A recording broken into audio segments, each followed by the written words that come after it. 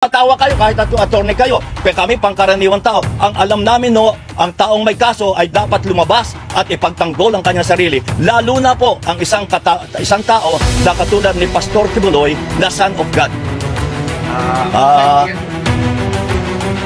Viral ngayon sa social media. Kilalang news anchor na si Noli De Castro at attorney Israelito Torian. Nagkasagutan sa isang interview.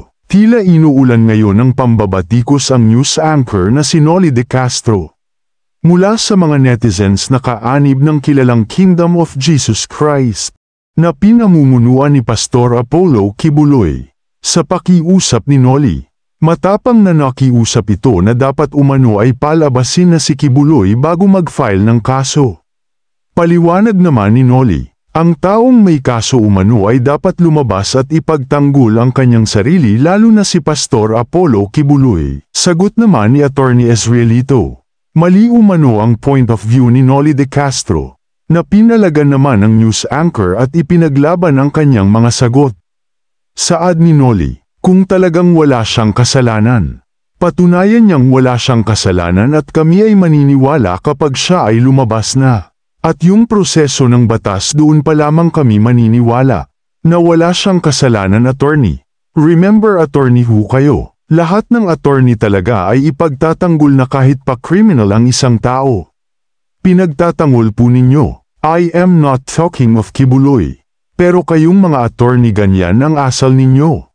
Dahil dito ay inulan ng negatibong komento ang news anchor na si Noli De Castro.